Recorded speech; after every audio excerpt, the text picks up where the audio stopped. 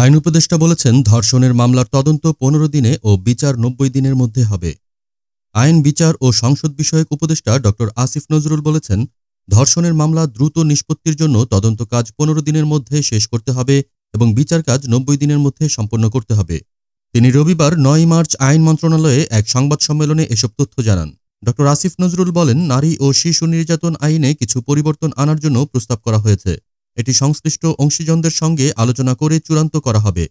আমাদের উদ্দেশ্য, ধর্ষণের মামলার তদন্ত যেন নির্ধারিত সময়ের মধ্যে সম্পন্ন হয়, যাতে বিচারিক প্রক্রিয়াও দ্রুততার সঙ্গে শেষ করা যায়। ১৫ দিনের মধ্যে তদন্ত শেষ করার জন্য তদন্তকারী কর্মকর্তাদের নির্দেশ দেওয়া হবে এবং একইভাবে ৯০ দিনের মধ্যে বিচার সম্পন্ন করার জন্য প্রয়োজনীয় পদক্ষেপ গ্রহণ করা হবে। তিনি আরও উল্লেখ করেন যে, বর্তমানে দেশে ধর্ষণের মামলায় ডিএনএ সনদ প্রয়োজন, তবে এটি সব জায়গায় সহজলভ্য নয়। তাই এ বিষয়ে সংশোধনী আনার জন্য সরকারের বিভিন্ন দপ্তরের সঙ্গে আলোচনা করা হবে। সংশোধনীতে বলা হবে, যদি কোনো নির্দিষ্ট মামলায় বিচারক মনে করেন শুধু চিকিৎসা সনদের ভিত্তিতে তদন্ত ও বিচার সম্ভব, তাহলে সেক্ষেত্রে তিনি প্রয়োজনীয় ব্যবস্থা নিতে পারবেন। এছাড়া মাগুরায় ৮ বছরের একটি শিশুকে ধর্ষণের ঘটনা নিয়ে উপদেষ্টা বলেন, মাগুরার সেই ঘটনার তদন্ত ও বিচারের ক্ষেত্রে কোনো প্রকার দেরি বা কালক্ষেপণ হবে না। আইন মন্ত্রণালয়, স্বরাষ্ট্র মন্ত্রণালয় এবং অন্যান্য সংশ্লিষ্ট দপ্তরগুলো বিষয়টির উপর পূর্ণ নজরদারি রাখবে। উল্লেখযোগ্য যে, মাগুরার এক ৮ বছরের শিশুকে ধর্ষণের ঘটনায় সারা দেশে ক্ষোভ ও প্রতিবাদের ঝড় উঠেছে।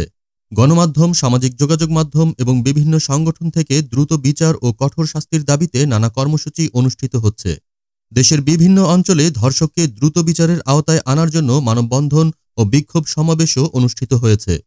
এই প্রেক্ষাপটে সরকারও বিষয়টি গুরুত্ব সহকারে নিয়েছে এবং সংশ্লিষ্ট কর্তৃপক্ষকে দ্রুততার সঙ্গে প্রয়োজনীয় ব্যবস্থা নেওয়ার নির্দেশ দিয়েছে। ড. আসিফ নজরুল আরও বলেন, এই ধরনের ঘটনার পুনরাবৃত্তি রোধ করতে সামাজিক প্রতিরোধ গড়ে তোলা জরুরি।